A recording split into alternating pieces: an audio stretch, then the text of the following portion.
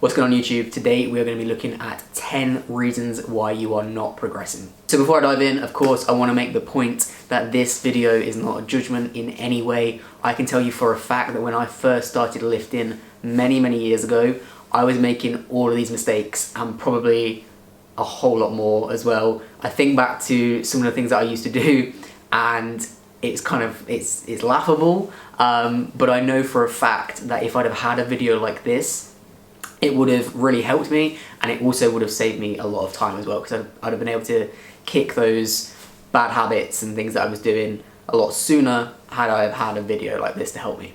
So we're going to jump right in and go with the first one, and to be honest, I think I'm giving you the biggest and most important one first, and that is that you are focusing on the 1% and not ticking off the basic boxes first. So what do I mean by the 1%? So I mean those small actions that really are only going to make like a 1% difference if you're ticking all of the basic boxes first. So that's things like supplementation, going out buying 20 different tubs of supplements hoping that it's going to help with fat loss, when actually if we're not ticking boxes like tracking calories every day, working out consistently each week and training to the right intensity, using the correct form, tempo, and getting a good mind-muscle connection.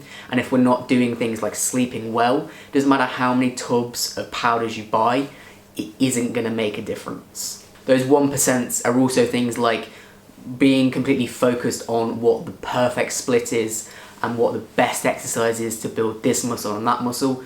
Yes, there are more optimal and less optimal exercises and also workout splits, and I'm going to talk a little bit more about those in the later part of this video, but for the most part, again, if we're not ticking the basic boxes, it's not going to matter whether you're doing a full body split or a push-pull legs, because you're only focusing on those 1% and we've got those basic boxes to tick first.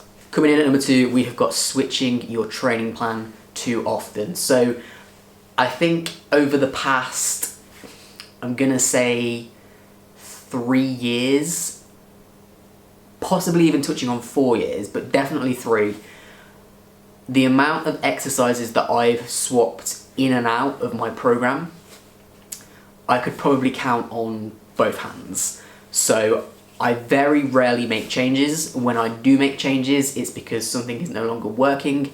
So an exercise might have stalled for me and I swap it out for something that is probably very similar.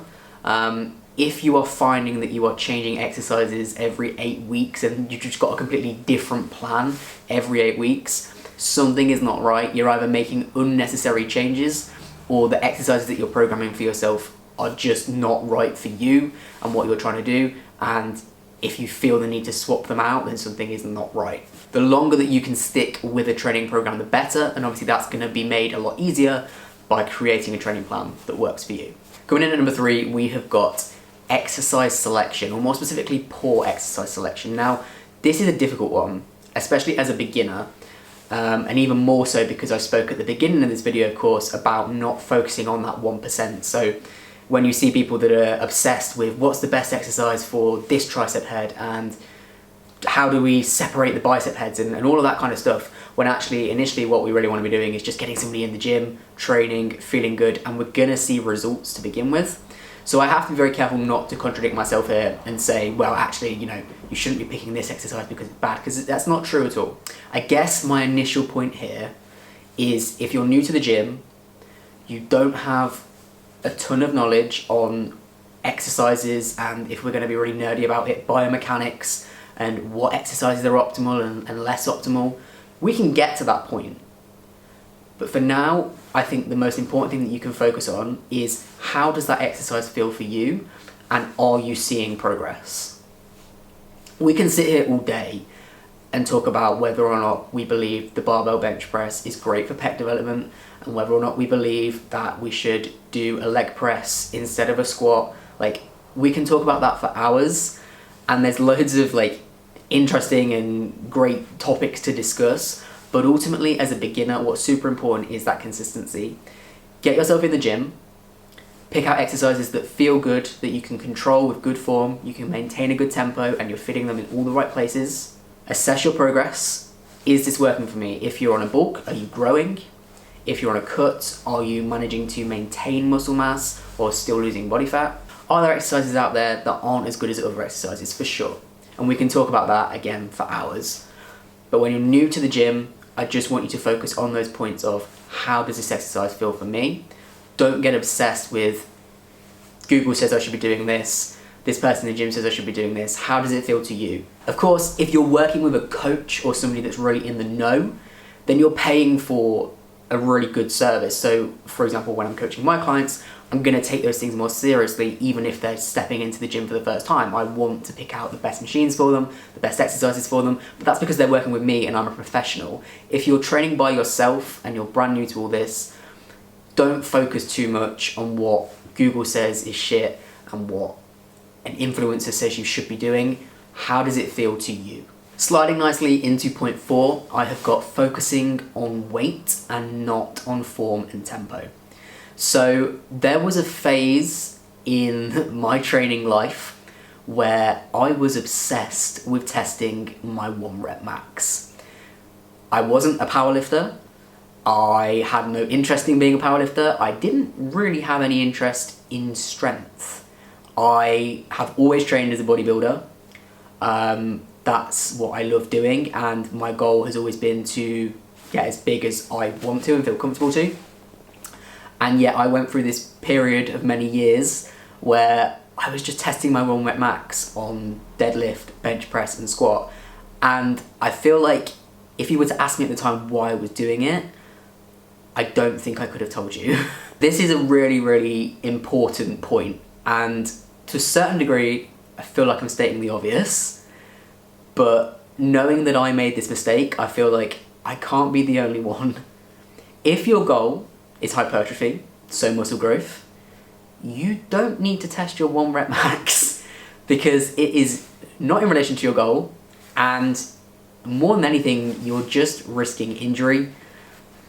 Unless you're a powerlifter or a weightlifter, or you are just genuinely interested in like full-on focus on strength gains, you really don't need to test your 1 rep max. It's not of any benefit, and it might even be, well, it is most likely going to be a negative.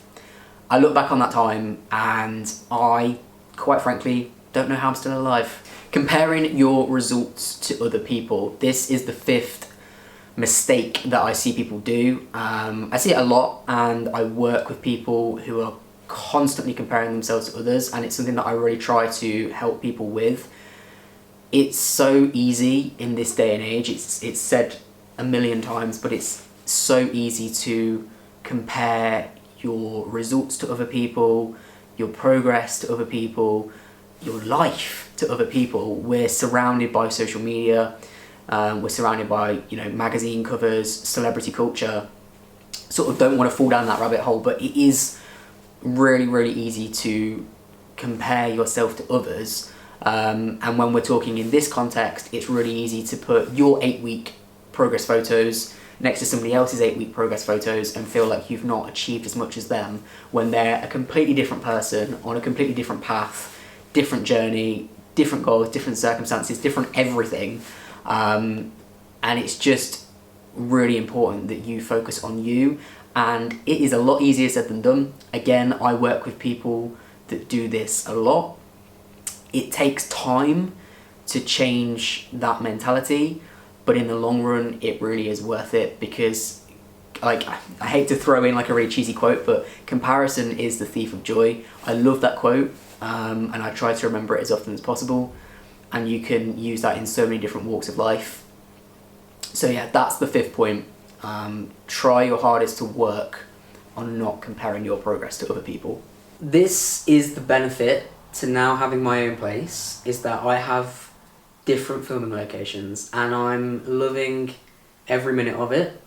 So if there's random jump cuts now in my videos to different filming locations, it's because I'm just getting too excited by the endless possibilities. It's no longer just going to be me sat at a desk. I now have a lounge with a plant and a sign with the letter S on it. Point number 6 is focusing on bringing up certain areas. Now, why do I think that this is a mistake? In the nicest way possible, if you have been training for, part of me wants to say less than 2 years, maybe even more, the chances of you needing to bring up one specific area is so slim. Now, don't get me wrong, everybody has different volume requirements. So in a training plan, not every single muscle is going to need every single, to have the same number of sets and reps. It's going to vary from person to person. However, if you've been training for 6 months and you've got a program that is designed to basically completely focus on, say, your chest, I can guarantee you're putting your focus in the wrong area. If you haven't been training for a very long time, you just need to bring up everything in the nicest way possible. Now, of course, there are exceptions to that. Some people are not in the slightest bit bothered about having bigger legs, and that's absolutely fine. Everybody is entitled to have whatever size parts of their body they want. But my point is, when we're looking at this kind of more from a bodybuilding perspective, if you're getting into this sport and from the get-go you're doing plans that are focusing on chest, and then we've got 8 weeks focusing on back, or even more than that, like we start to think about, okay, I think my long head of my tricep needs bringing up in comparison to the 2 other heads. No. I can almost guarantee without meeting you that it doesn't. After a long time, you might get to the point where you need to bring up certain areas, but from day one, it's so unlikely. Next up, not fueling your sessions correctly. So a lot of the time people will come to me, and one of the first chats that we have is about peri-workout nutrition. So that's that pre, intra and post food choices and food timings around that workout period. And a lot of the time I see people that are really focused on what they're doing after their workout, but they're not fueling themselves correctly beforehand. So as a general rule of thumb, very, very simple, I like to give people 3 options. So either we're fasting, so if you're somebody that's getting up training early before work, you might not have time to have a meal and digest it before getting in the gym. So in that case, we're going to be hydrating, possibly getting a bit of caffeine in the system, and then just getting straight to the gym. Second option is that we're going to have a bigger meal. In that case, it's probably going to take you, it varies person to person, but on average I would say about 2 hours of like a gap between that food and then the workout, possibly a little bit longer in other people. And then if we've only got time for, say, a smaller meal / snack, we're going to be looking at a gap of anywhere between 30 minutes to an hour. But it's super important that we're fueling ourselves correctly. Don't turn up to the gym at 7 o'clock in the evening having had your last meal at lunchtime, like 12 o'clock. That's 7 hours. You're going to be hungry, you're not going to be fueled correctly, and it's obviously super important that we're performing well in the gym. Number 8, sleep and recovery. So again, this goes back to that first point, the really important point about not focusing on ticking those basic boxes, and a big basic box is sleep. If we are sleeping for 5 hours every night, we are not going to be able to train with the correct amount of intensity. We're going to feel like shit. And on top of that, we're also not going to be recovering correctly. There is no supplement out there that is going to make up for your lack of sleep. You want to be making sure that you're getting the correct amount for you. Obviously, we know that it does vary from person to person. As a general rule of thumb, 7.5 hours each night is a good place to start. And making sure that we can try and get consistent sleep and wake times is also really important. So yeah, if we're stacking up our EAAs, our creatine, we've got 5 different flavors of whey protein, we're snorting pre-workout like there's no tomorrow, that's lovely. But if we're not getting enough sleep, we're just wasting money. So after reading off that long list of supplements, let's talk supplements. And just a big mistake that I see is people spending too much money on supplements early on, or not even early on, just most of the time spending too much money on supplements, but especially early on. You don't need to be sipping on those BCAAs. You don't need to have 5 different pre-workouts, one for cognitive enhancement, one for a pump, one for... I never had any of that stuff. And don't get me wrong, if you can afford it and it's making you happier, who am I to judge you and stop you from doing that?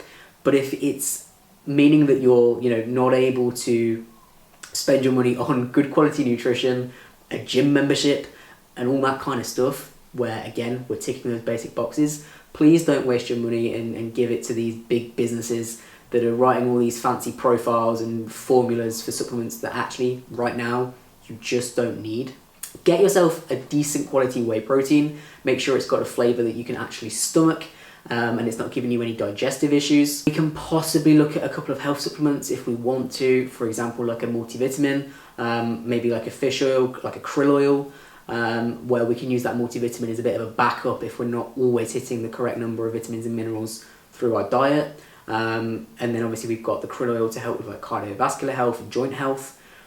Obviously they're important health things, but again, if they're breaking the bank, please don't feel the pressure to buy them. And last but not least, speaking to the wrong people. Now, obviously this is something that you have to work out for yourself. You have to find, to a certain degree, your own pack, if that makes sense. And not that I like to try and make it cultish, and I think it's great to spread around different ideas and get different thoughts going, but let's cut to the chase.